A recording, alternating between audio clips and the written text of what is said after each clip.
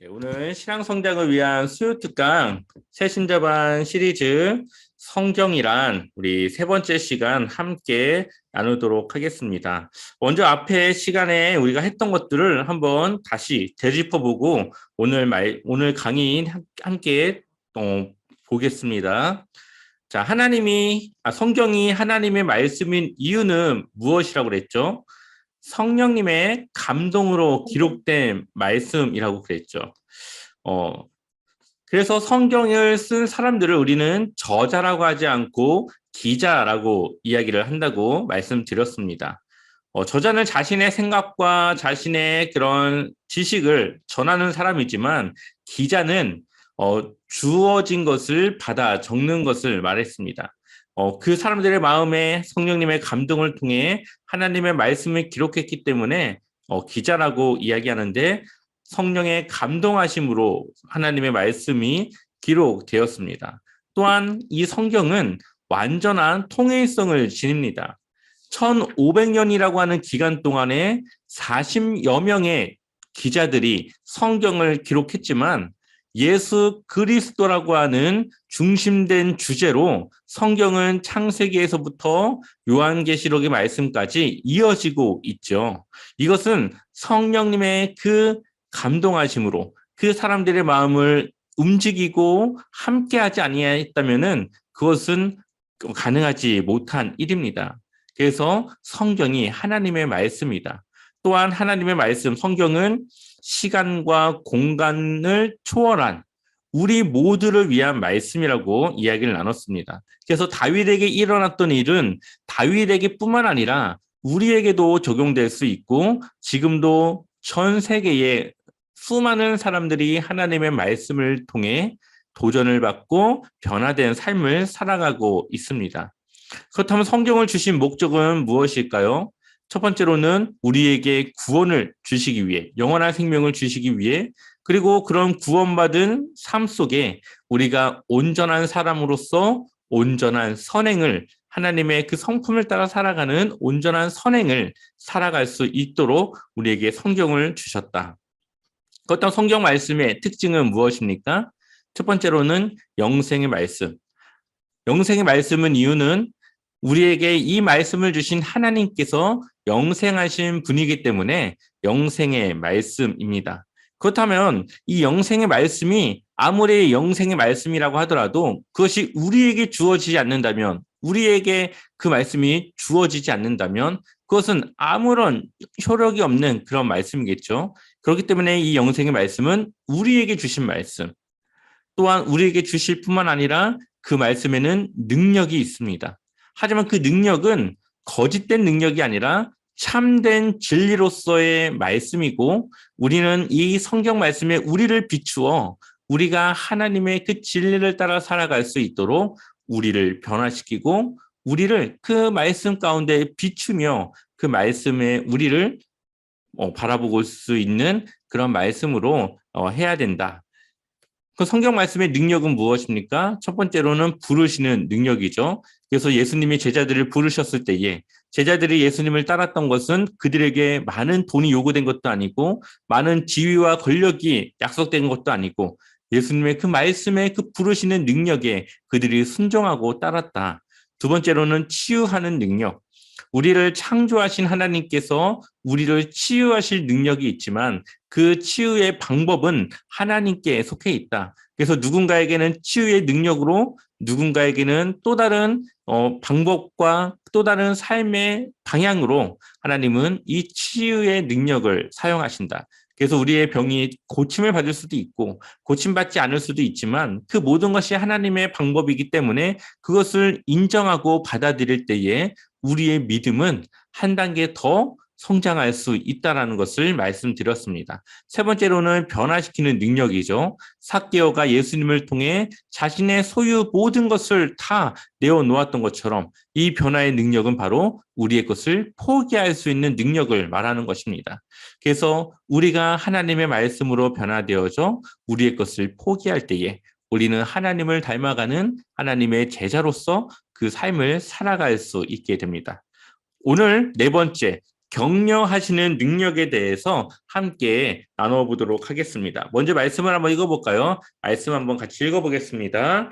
예수께서 헌금함을 대하여 앉으사 우리가 어떻게 헌금함에 돈 넣는가를 보실세 여러 부자는 많이 넣는데 한 가난한 과부는 와서 두 렙돈 곧 한 고드란도를 넣는지라. 예수께서 제자들을 불러다가 이르시되 내가 진실로 너희에게 이르노니 이 가난한 과부는 헌금함에 넣는 모든 사람보다 많이 넣었도다. 아멘. 오늘 이 말씀에서 나오는 이 두 렙돈이라고 하는 이 돈은 당시 사용됐던 화폐 중에 가장 낮은 단위의 화폐를 말합니다. 그러니까 두 렙돈을 우리나라 지금의 화폐로 한번 이제 대입을 해보면 한 20원 정도 될 수 있겠죠. 가장 낮은 단위의 그런 화폐니까. 한 과부가 와서 20원을 헌금함에 넣는 거예요. 근데 이때 당시에 이 헌금함은 돈을 넣으면 소리가 났습니다. 그러니까 이 돈에 떨어지는 소리를 통해서 사람들은 이 사람이 돈을 많이 내는지 적게 내는지를 알 수가 있죠. 그런데 이 20원이라고 하면은 여러분 길거리 20원 떨어져서 여러분 죽겠습니까? 가지고 있는 10원짜리도 이걸 어디다가 버려야 되나 이런 생각을 하는 지금의 시대에 20원이 떨어져 있다라고 해도 죽지 않는 그 돈을 이 여인은 자신의 전부인 이 두 렙돈의 이 돈을 하나님께 넣었습니다.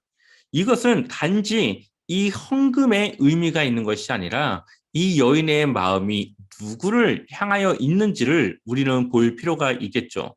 그리고 예수님은 이 가난한 과부의 헌금함에 그 헌금 넣는 것을 보시고 모든 사람보다 더 많이 넣었도다라고 말하며 이 여인을 격려하고 있습니다. 그 이유는 이 여인의 시선은 하나님께로 향해 있기 때문에 그렇죠. 많은 사람들이 헌금을 할 때에 내가 적은 돈을 내는 거는 굉장히 좀 부끄러워할 때가 있습니다. 사람들이 그것을 보고 안 좋게 볼까라는 이제 생각이 있는 것이죠. 그것은 잘못된 마음이겠죠. 적은 돈이든 많은 돈이든 그것이 하나님을 바라보고 하나님께 드리는 헌금이 돼야지 사람들이 나를 볼 때 어떻게 나를 바라볼까를 우리가 신경 쓰면은 우리의 신앙은 잘못된 방향과 잘못된 모습으로 바뀌어질 수 있습니다. 예를 들면 우리 한번 사울과 다윗을 한번 볼까요? 사울은 누구를 바라봤습니까? 사람들을 바라봤습니다. 그래서 자신이 죄를 지었고 하나님께서 그를 버렸다 하는 그 말을 들으면서도 끝까지 사무엘이 자신과 함께하기를 원해요. 왜냐? 비록 하나님은 나를 버렸지만 자신이 사람들 앞에서는 하나님이 나를 버린 것 같지 않게 보여주고 싶으니까 자신의 죄를 감추고 싶으니까 사무엘이 자신과 함께 있기를 요청합니다. 근데 다윗은 어떻죠? 하나님은 그의 죄를 지적했을 때에 다윗은 사람을 신경 쓰지 않고 하나님 앞에 나아가 자신이 죄인임을 고백하며 자신의 죄를 고백합니다. 비록 사울은 자신의 그 창피함과 그런 낯을 가릴 수는 있겠지만 하나님께서는 그와 함께하지 않으셨고 비록 다윗은 사울보다 더 큰 죄를 지었다고 볼 수도 있는 그 죄를 짓고도 하나님께 나아가니 하나님은 그의 죄를 덮으시고 그를 지속적으로 세우시고 함께하는 것을 보게 됩니다. 우리의 신앙의 방향과 우리의 신앙의 모습이 누구를 바라보느냐, 사람을 보느냐, 하나님을 보느냐는 우리의 신앙에 있어서 가장 중요한 부분 중에 하나라고 볼 수가 있죠. 교회에서 봉사를 하고 또 교회에서 여러 가지 일을 할 때에 우리가 사람을 볼 때가 많이 있지만 그 마음과 시선이 사람이 아니라 하나님을 바라볼 때에 하나님은 우리를 격려하시고 우리에게 하나님의 그 격려를 통한 기쁨을 허락하여 주신다는 것이죠. 많은 교회들이 또 많은 단체들이 이 헌금을 많이 하는 사람들의 이름을 걸어놓고 때로는 성전을 건축하는데 누가 얼마를 냈다라고 하는 그런 뭐 벽돌에다가 이름을 적고 하는 뭐 그런 일들이 있습니다. 그런데 그것은 사람들 앞에서는 인정받고 사람들에게 격려는 받을 수 있겠지만 사람들에게 받은 그 격려는 하나님께는 격려받지 못한다라는 사실이죠. 하나님의 격려는 언제 오느냐? 사람들이 알지 못할 때. 내가 하나님을 위해 일했지만 사람들은 그것을 알지 못할 때, 그럴 때에 하나님이 나를 격려하시고 하나님이 나를 위로하시고 하나님이 나를 통해 하나님의 일을 이루신다는 거죠. 그러니 우리의 시선이 사람들이 볼 때에 내가 어떻게 행동하느냐를 바라보는 것이 아니라 내가 비록 누구도 보지 않고 누구도 알아주지 않지만 하나님을 위해 내가 무언가를 했을 때에 하나님은 그 우리의 모습을 통해 하나님이 격려하시고 우리를 세우신다라는 사실입니다.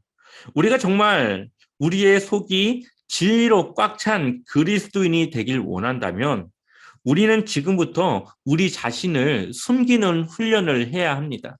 내가 한 일에 대해서 드러내기보다는 숨겨서 하나님께만 온전히 보여드리는 것이죠. 사람들의 갈채가 없는 곳에 주님의 격려가 있고요. 주님의 격려만이 우리의 속을 진리로 채울 수가 있습니다. 그 속이 진리로 채워진 사람의 인생은 결코 무너지지 않고 그 사람의 신앙은 하나님이 인정하시고 격려하는 신앙으로 나아간다는 사실을 우리가 기억해야 되겠습니다. 다섯 번째로는 사탄을 물리치는 능력이 있습니다. 여러분들 사탄의 존재를 인정하십니까?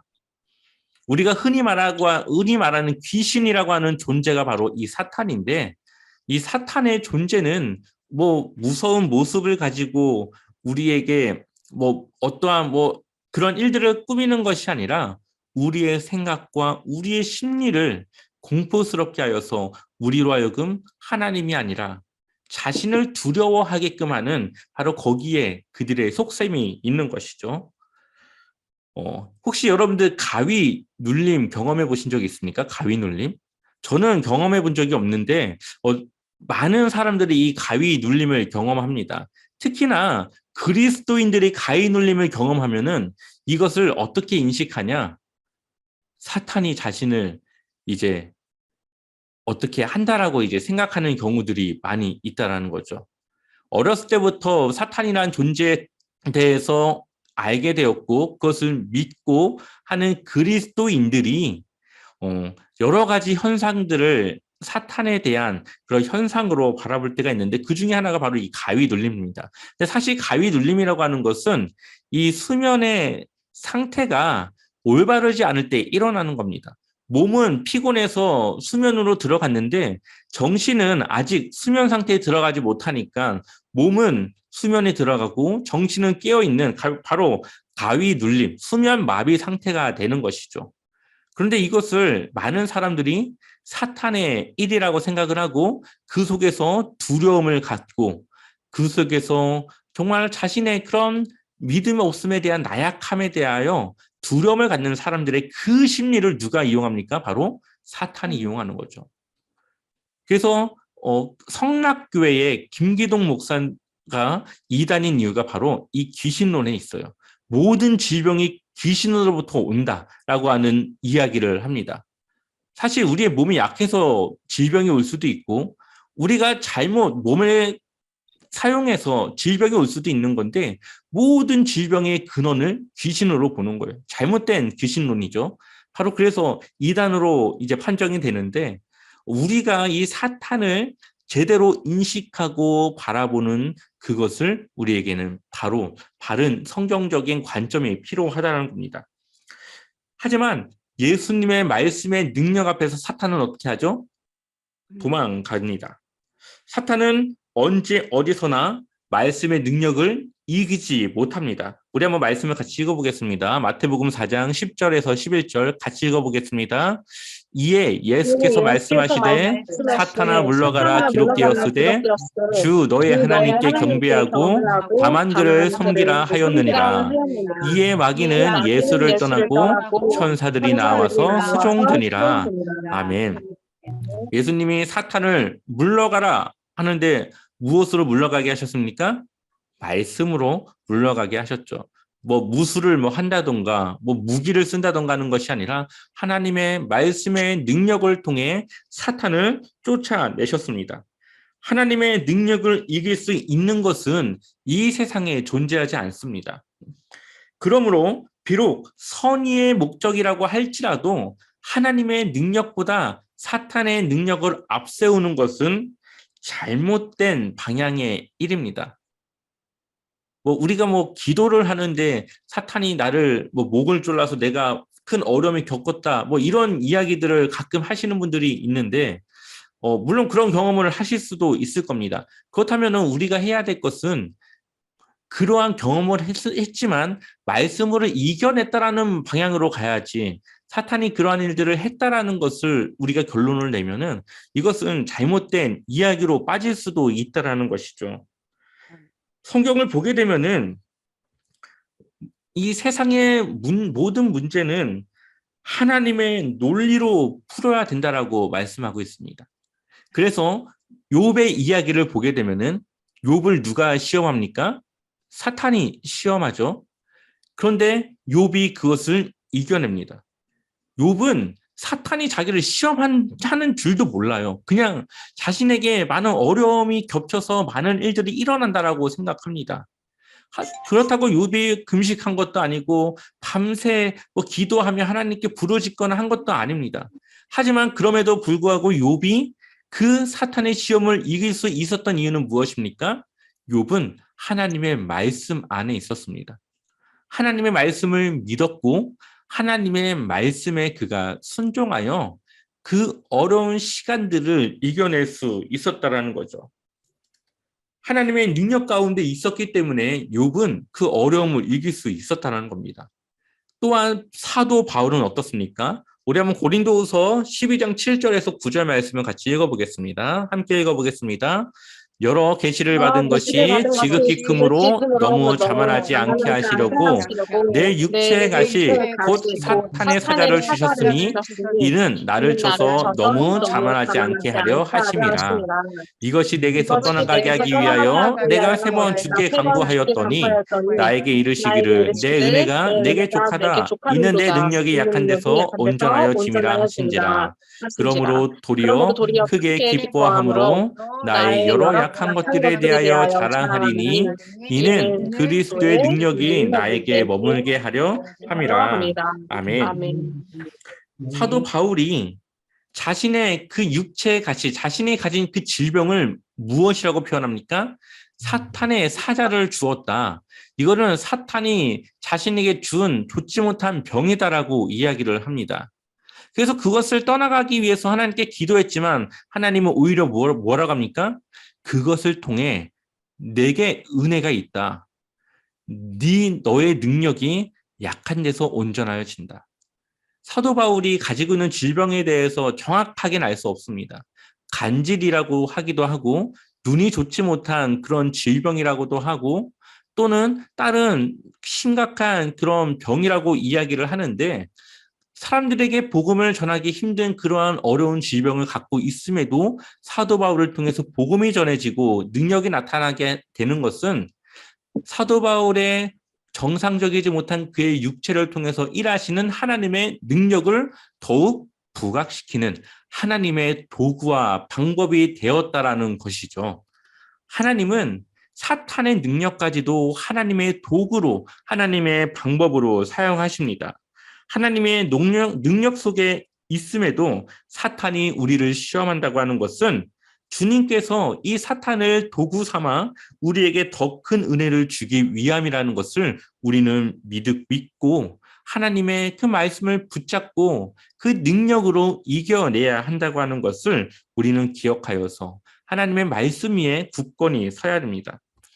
베드로전서 5장 8절에서 9절 말씀을 보면 근신하라 깨어라 너희 대적 마귀가 우는 사자같이 두루다니며 삼킬 자를 찾나니 너희는 믿음을 굳건하게 하여 그를 대적하라. 이는 세상에 있는 너희 형제들도 동일한 고난을 당하는 줄을 알미라. 아멘. 우리를 삼키려고 이 마귀는 우리의 틈을 노리고 있습니다.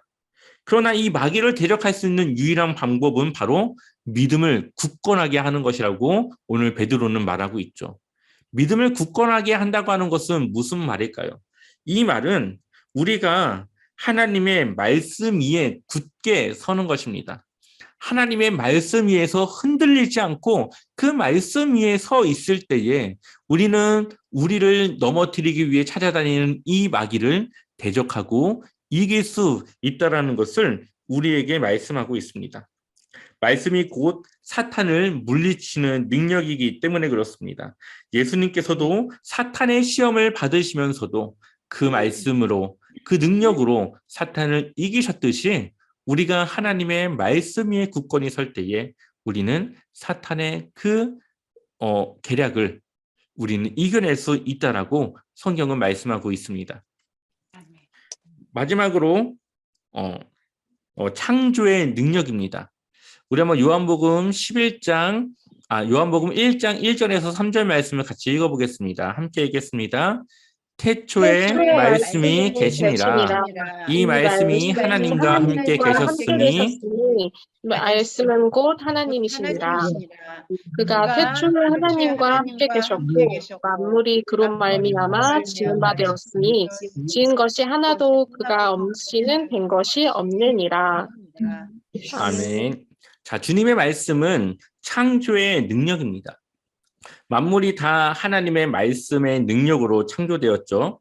창조라고 하는 것은 변형이라던가 아니면 있는 것을 다시 있게 만드는 것이 아니라 없는 거에서 있게 만드는 능력을 우리는 창조라고 말을 합니다. 이 말은 우리가 가진 것이 아무것도 없을지라도 하나님은 우리로 하여금 아무것도 없는 우리로 하여금 하나님의 그 능력으로 우리의 능력을 있게 하실 수 있는 그 능력이 우리에게 주어진다라는 것이죠. 그런데 많은 사람들이 하나님의 이 능력을 통해서 자신만의 바빌로니아를 만들려고 합니다. 흔히들 이 바벨론이라고 하는 이 나라는 사람이 만든 나라의 가장 이상적인 나라를 흔히들 바벨론에 비유를 합니다. 근데 많은 그리스도인들이 하나님의 주신 능력으로 하나님을 위한 것이 아니라 자신을 위한 바벨론을 세우려고 한다고 하는 것이죠. 이스라엘이라고 하는 나라는 굉장히 작습니다. 우리나라 경상북도와 남도를 합친 만한 그 정도 땅의 크기밖에 되지가 않아요. 그리고 이스라엘은 이 작은 땅덩어리 중에서도 쓸 수 있는 땅은 또 적습니다. 그러니 이 실질적으로 이스라엘이라고 하는 나라는 얼마나 이 토지가 작겠습니까? 근데 그 주변 국가들은 어떻죠?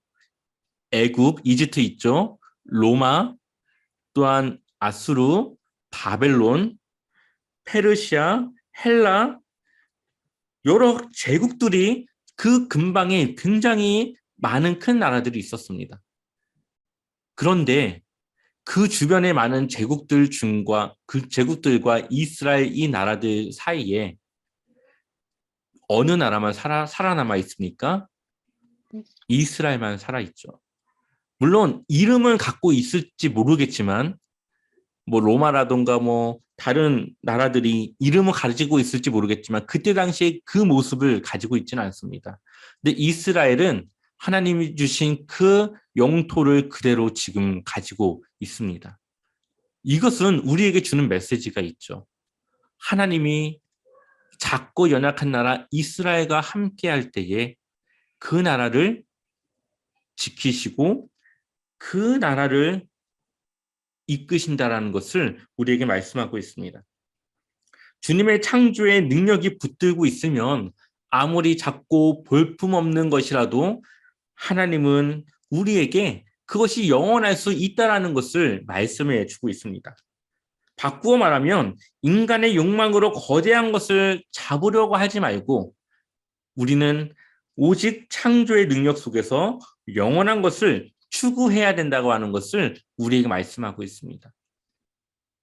우리가 없어질 바벨론을 세우는 것이 아니라 영원한 하나님의 나라를 세워나가는 것이 우리의 삶의 방향이 되어야 되고 목적이 되어줘야 된다고 하는 것이죠. 바벨론이라고 하는 나라는 거대한 것 같지만 그 수명은 길지 않았습니다. 거대한 바벨론을 목표로 삼는 많은 사람들이 있지만 그러한 사람들은 반드시 불의와 버텨야 되고 불의를 따라가야 되고 또한 그러한 불의는 그 수명이 결코 길지 않다라는 것이죠.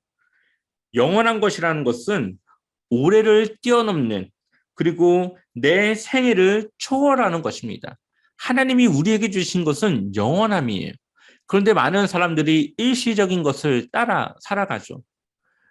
우리가 영원하다는 것을 믿는다면 우리가 하고자 하는 것이 당장 내일 이루어지지 않아도 되고 당장 올해 이루어지지 않아도 되고 영원히 살아가며 그것을 이룰 수 있다는 것을 성경은 우리에게 말하고 있지만 많은 사람들이 영원을 믿는다 하면서도 일시적인 것을 따라 그 일시적인 것을 이루고자 급박하게 세상만을 바라보고 살아가는 그런 사람들이 많이 있습니다.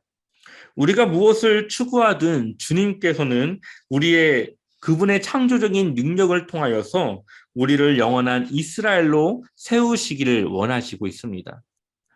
우리가 작고 볼품없다 하더라도 하나님이 우리와 함께 하실 때 우리는 이스라엘의 그런 모습과 같이 우리를 이끄시고 우리를 세우신다라는 것이죠. 역사를 새롭게 한 사람들은 언제나 영원을 바라보는 사람들이었습니다. 주님의 창조의 능력이 우리와 함께 할 때에 우리는 하나님이 원하시는 삶을 살아갑니다. 여기 보면은 한번 같이 읽어볼까요? 영원한 것을 얻기 위하여부터 한번 읽어볼게요. 함께 읽어보겠습니다. 영원한 것을 얻기 위하여 영원하지 않은 것을 버리는 사람은 결코 바보가 아니다. 짐 엘리엇이라고 하는 선교사가 쓴 유명한 말입니다. 전능자의 그늘이라고 하는 이제 책이 있는데요. 그 책에 보면은 바로 이러한 문구가 있어요. 항상 이 짐 엘리엇 선교사는 이것을 말했습니다. 자신의 생명은 영원하지 않죠.